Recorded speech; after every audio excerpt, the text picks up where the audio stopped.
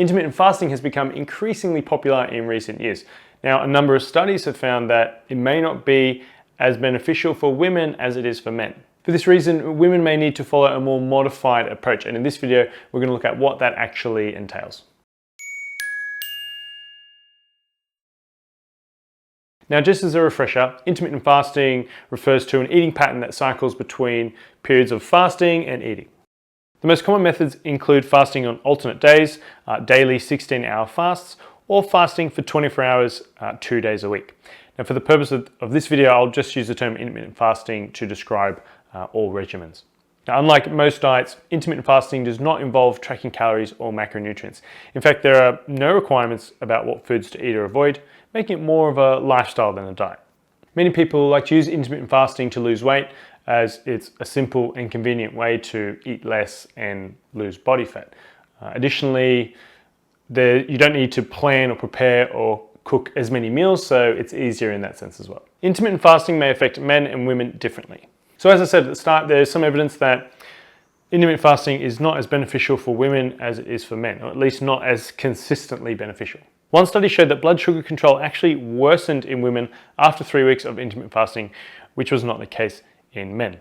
There are also many anecdotal stories or personal testimonies of women who have experienced menstrual cycle changes after they began intermittent fasting. Now, this shift occurs because the female body is particularly sensitive to calorie restriction. When calorie intake is low, such as from fasting for too long or too frequently, a small part of the brain called hypothalamus is affected. This can disrupt the secretion of 2 reproductive hormones that come from the pituitary gland.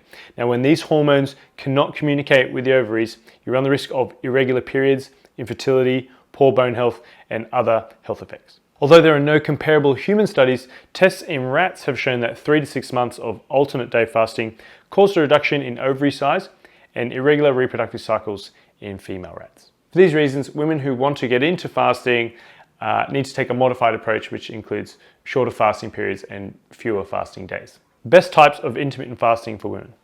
So yeah, generally speaking, women should take a more relaxed approach to fasting than men. So here are some of the best types of intermittent fasting that women could consider. So there's the crescendo method. That's fasting for 12 to 16 hours for 2 to 3 days a week. Fasting days should be non-consecutive and spaced evenly across the week. For example, Monday, Wednesday, and Friday.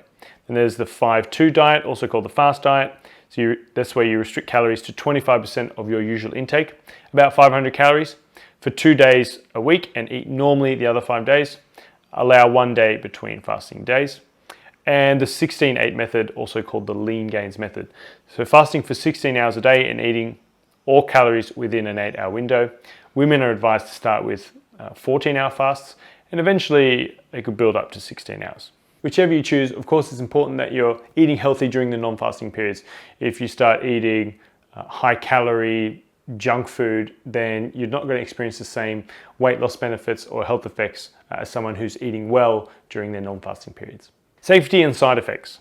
Modified versions of intermittent fasting do appear safe for the vast majority of women. That said, there are the exceptional cases that you see online where someone has started intermittent fasting and their menstrual cycle has stopped completely. If you do have any medical conditions, I would strongly recommend you speak to a doctor first before you try this. Medical consultation is particularly important for women who have a history of eating disorders, have type 1, type 2 diabetes, or regularly experience low blood sugar levels.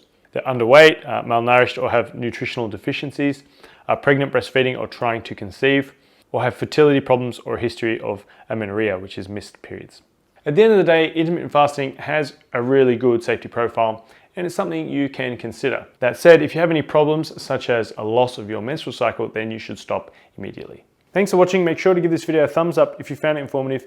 Don't forget to subscribe to Healthline's Authority Nutrition YouTube channel by clicking the red subscribe button below this video.